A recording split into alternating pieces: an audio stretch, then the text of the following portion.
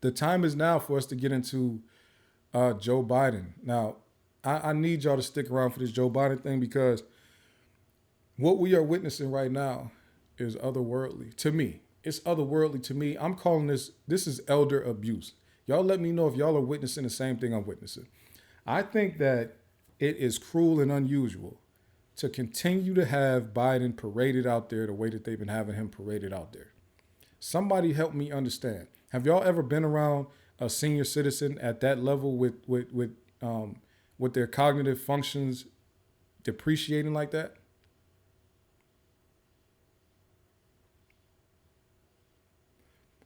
Would y'all? I mean, shout out to Pittsburgh, Esquire.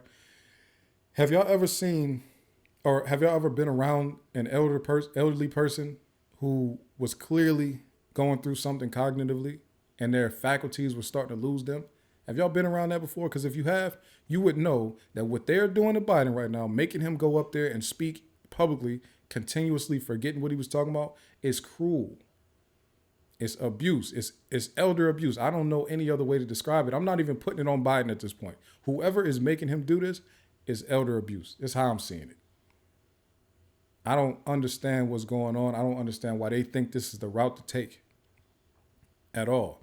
Today, so Joe Biden last night on Thursday night did like his own news conference where he spoke about NATO and how good the military partnership was with America and NATO, and America being the leader of it all and being the glue to hold everybody together. And then after he spoke about the NATO stuff, then he took questions for like pretty much the next 50 minutes. He took questions from the media. And that was honestly probably a major mistake, because why did you take questions from the media knowing that you don't have your faculties together? Right? I'm trying to understand why. And I do believe it's time for us to go ahead and just go ahead and like look at this a little bit, right? Let's look at what Biden.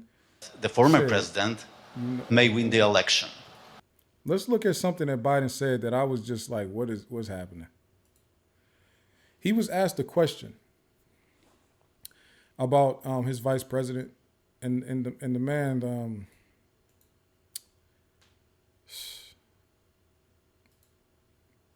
The man called Harris. He called Harris Vice President Trump. Let's listen to this, man, because this is sick. This is sick what they're doing to this man, having him go out there like this. Listen to this, y'all. UAW just endorsed me, but go ahead. Thank you. My question for you is, how are you incorporating these developments into your decision to stay? And separately, what concerns do you have about Vice President Harris's ability to beat Donald Trump if she were at the top of the ticket? Look, I wouldn't have picked Vice President Trump to be vice president because I think she was not qualified to be president. So let's start there. Number one. The fact is that the consideration is that I think I'm the most qualified Vice President Trump to be vice president. You have about Vice President Harris's ability to beat Donald Trump if she were at the top of the ticket? Look, I wouldn't have picked Vice President Trump to be vice president because I think she was not qualified to be president. So let's start. Now, normally, if somebody says something like that, they would normally, it would click in their head like, oh, I just said something wrong. Let me go back and fix that. He never fixed that. He never said, oh, my bad. I didn't mean, I meant Harris. I meant Harris. Now, of course, sometimes we all stumble over our words and actually don't even catch that we said something wrong, and then somebody will correct us or whatever. But the problem is, the whole thing is, people are questioning your cognitive ability. You, at this time, you really ain't in a position to be messing up like that, especially when you, with a name like Trump. Trump's name is supposed to be toxic to even say, right? So how you even mix up your co-partner, your partner in crime, Kamala Harris, how you even mix those things up like that? Vice President Trump, and then it doesn't even feel wrong to say, where it catches you and make you say, oh, my bad, I didn't mean to say that. I meant to say Harris, right? So that was one thing. So then let me read this right here. Esquire said, you think they're making him.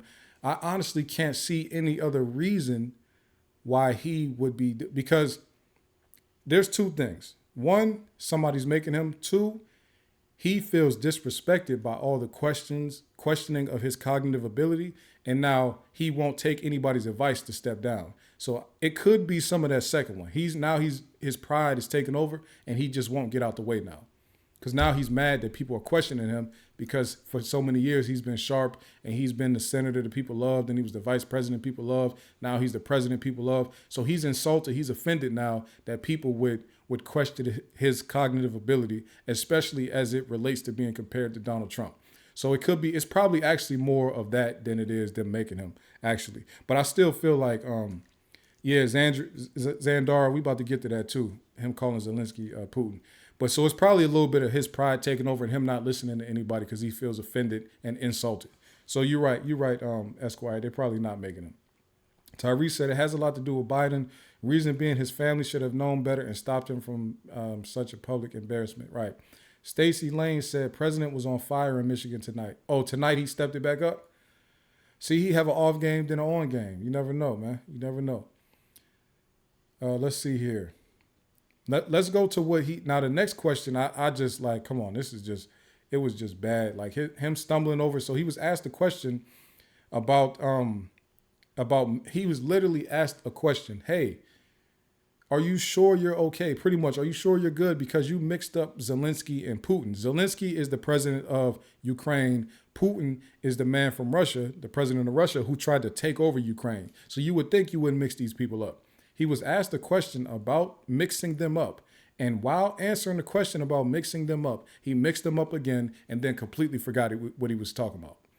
And just start talking about nothing because he forgot what he was talking about. Let's look at that, because that one is a sad one, because let's get to it. Name me a world leader who wouldn't want to trade places with our economy. We've created over 800,000 manufacturing jobs, 1.5 million. So things are moving. We got more to go. Working class people still need help. Corporate greed is still at large. Their prices, the corporate profits have doubled since the pandemic. They're coming down. And so I'm optimistic about where things are going. Danny Kemp, AFP. Thanks. Thank you, Mr. President. I wanted to ask you about you mixed up Presidents Zelensky and Putin earlier today. And you now have sort of your key allies, including the British Prime Minister, the President of France, and the German Chancellor having to step in and make excuses for you on that.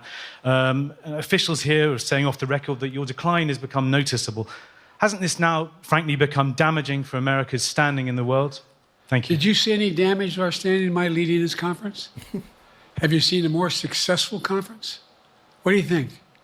And the Putin piece, I was talking about Putin, and I said, and now, at the very end, I said, Putin. I said, no, I'm sorry, Zelensky.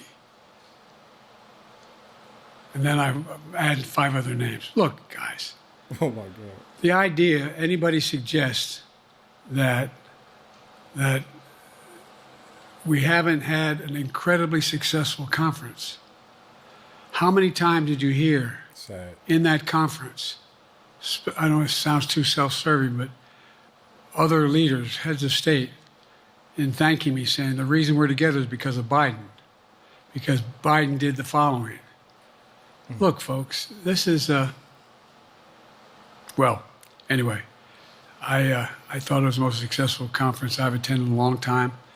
And find me a world leader who didn't think it was. That answer was crazy.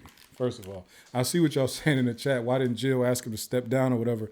And they saying Jill is standing behind her man. That's facts. Jill is probably just as burnt out as he is right now. I'm not even gonna lie. But wow, Biden has officially, like, I don't even really know what to say. But one thing that I'm a little bit, it's hilarious to see, and it's a little bit sick, that people are now starting this movement of, I don't care if Joe Biden is in a coma. I don't care if Joe Biden is slobbering on himself and can't speak anymore. I'm still voting for him. Now, we have gone too far down the Stockholm Syndrome rabbit hole. When we get to that point, it's too much now. Now it is officially too much. This is like somebody has to help me understand why. Somebody has to help me understand why the Democratic Party didn't get Biden out the way and have Kamala Harris run on her own as the president again. Now, deep down, of course, I know why they didn't, because they know she couldn't win. But I'm saying that all of these supporters seem to be saying, we're going to vote for Biden no matter what, because we don't want Trump at all. We got all of these people in that's going to vote now, and we're going to make sure we outnumber them. So we're voting Biden no matter what. Now, it's interesting to me that they're not saying, I'm going to vote Democrat no matter what. It's, I'm going to vote Biden no matter what. And that's very interesting because Biden seems to be one of the least capable people right now. So why are so many people sticking to the Biden or nothing, or not Biden or nothing, but it's like you have to vote for Biden. A no vote is a vote for Trump, right? Why is that the idea? That it's just like we have to go, but like it couldn't have been Harris. Why has Harris not stepped up to say, hey, I actually don't want to run as your running mate this time. I'm going to actually run by myself, and give herself the chance to capture all of those votes of the people who feel like Biden is incapable of doing this at this point, especially for another 4 years. Why wouldn't Harris break off and do her own thing? I don't understand it. It's like, is she part of the enabling of this? Is she scared to run on her own? Does she think that she won't win by herself? Is it really anybody but Trump? Do they really feel like anybody but Trump? It does not seem like they feel like anybody but Trump. It seems like it's only Biden that they're going to support. And if Kamala Harris stepped up and ran, it's too late now, but if Kamala Harris stepped up and ran last year, if she announced it, it seems to me that all of these people saying anybody but Trump would not have taken that stance. It doesn't seem like they would have taken that stance. And that's kind of crazy because you have Kamala Harris is essentially the same person as Joe Biden. Like, will pander to the same groups, will not do anything for black people specifically. And she has said that many times that she's not doing it. But will pander to us when it's time to like market things, and is pro lock these niggas up. She's pro everything that Joe Biden is pro. So why wouldn't she just break off and do her own thing and just, you know what I mean? I don't understand it, man. I don't understand, but I do want us to watch together Joy Reid say it like out of her mouth. So y'all don't think I'm just making up that somebody that people are saying this. I do want y'all to hear that this lady actually did say Y'all it. just tell me who the nominee is. I want y'all to listen with me and hear how crazy this is. Window capture. What is that? Let me see. What? Wait, what? Oh, 3. All right, can y'all see that? I'm gonna leave it nasty looking like that. Let's see. Let's listen to her literally say it out her mouth though, because it's kind of crazy. Y'all just tell me who the nominee is going to be. Let me know when you guys are finished fighting amongst yourselves who I got to vote for in November to keep Hitler out the White House. That's all I want to know. Who I got to vote for to keep Hitler out the White House. Y'all do your thing. Play in traffic all you want in front of these Republicans, acting a fool in front of these people instead of privately declaring your stuff. But don't text me no more, because I'm not taking no more of these texts. Just let me know when you guys are finished figuring it out, Democrats, because I know y'all the freak out people. Go ahead and freak out, have your conversation, and then let me know who I got to vote for to keep Hitler out the White House. That's it. I'm done. Oh, and by the way, if it's Biden in a coma, I'm going to vote for Biden in a coma. I don't even really particularly like the guy. A lot of his policies, don't like him. He's not Donald Trump, right? Yeah. Hitler, White House. We keeping him out. Keeping Project 2025 out. That's all I care about. Now, somebody help me out here. Somebody help me out here. You said, now I'm going to read some of these comments too. You said, lady, excuse me, Miss Joy Reid, you don't even like Biden's policies. You don't like his policies. And even in not liking his policies, you would vote for him in a coma over Trump. Now, I'm not advocating for Trump. I'm saying the bar has to be in the deepest parts of hell when you're saying that you don't even like a candidate's policies, but you'll vote for him half brain dead before you vote for another person. And the cold part about it is you don't have to vote for the other person. You don't got to vote for Trump.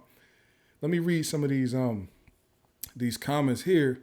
Wild Spirit said, got to think how Kamala got to where she is in her career. That's why she's not running on her own.